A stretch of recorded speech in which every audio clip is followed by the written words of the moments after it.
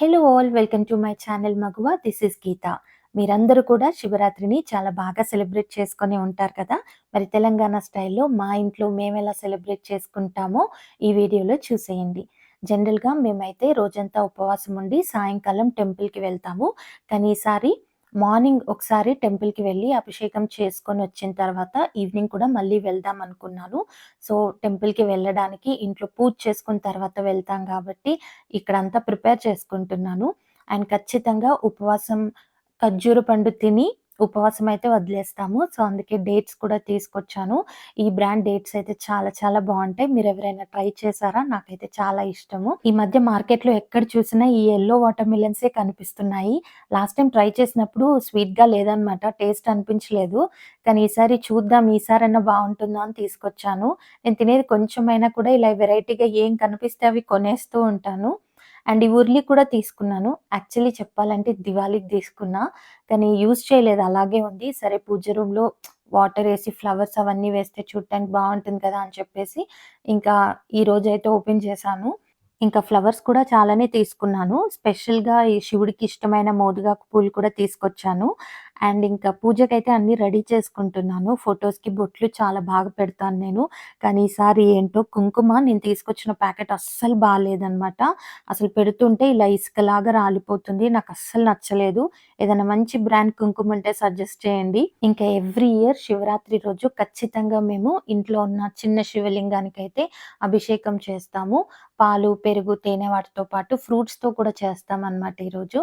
ఇలా అభిషేకం చేసిందంతా కూడా ఒక గిన్నెలోకి తీసుకొని ఫాస్టింగ్ బ్రేక్ చేసిన తర్వాత తీర్థ ప్రసాదంలాగా తీసుకుంటామనమాట. మా సైడయితే మేము ఉపవాసం ఉంటే మాత్రం మార్నింగ్ నుంచి ఈవినింగ్ వరకి అసలు వాటర్ కూడా తాగము. తాగకుండా ఫాస్టింగ్ అయితే ఉంటాము. ఓన్లీ సాయంత్రం టెంపుల్‌కి వెళ్ళేసొచ్చిన తర్వాత ఒక ఖర్జూర పండు తిని ఫాస్టింగ్ బ్రేక్ చేస్తాము. ఇంకా ఈవినింగ్ ఫ్రూట్స్‌తో పాటు బెల్లం కలిపిన వాటర్‌ని మాత్రమే తాగుతాము. అండ్ ఇంక ఇంట్లో పూజంతా అయిపోయిన తర్వాత టెంపుల్‌కెళ్ళేసొచ్చాను. ఎర్లీగా ఎళ్ళాను కాబట్టి క్రౌడ్ కూడా ఎక్కువగా లేకుండే. సో, ఇంటికొచ్చిన తర్వాత కొన్ని వీడియోస్ తీసేదుంటే అవన్నీ తీసుకున్నాననమాట. ఆల్రెడీ అప్‌లోడ్ కూడా చేశాను. అండర్ 500 కుర్తా సెట్స్ అని. అండ్ సాయంత్రం కూడా మళ్ళీ టెంపుల్‌కి వెళ్ళి అక్కడే ఉండి శివపార్వతుల కళ్యాణం అయిన తర్వాత ఇంటికొచ్చామనమాట. నైట్ 12 వరకి టెంపుల్‌లోనే ఉన్నాము. ఇంకా మార్నింగ్ 3:00కే ఇంక నేను వంటలైతే స్టార్ట్ చేశాను. ముందు రోజంతా ఉపవాసం ఉంటారు కాబట్టి మార్నింగ్ 6, 7 వరకే వంటలన్నీ ఫినిష్ చేసేసి దేవుడికి నైవేద్యంగా పెట్టేసి ఉపవాసం ఉన్నవాళ్ళు మార్నింగే తింటారనమాట. సో, నేనైతే ఇక్కడ చాలా చేద్దాం అనుకున్నాను ఆ రోజు. బట్ నేననుకున్న వాటిలో ఒక హాఫ్ చేశాను. చింతపండు పులిహోర చేస్తున్నాను అండ్ గుత్తొంకాయ కర్రీ అవుతుంది. సో, ఇవన్నీ నేను మార్నింగ్ 4 కలా స్టార్ట్ చేశాను. 7 కల్లా అయిపోయాయి.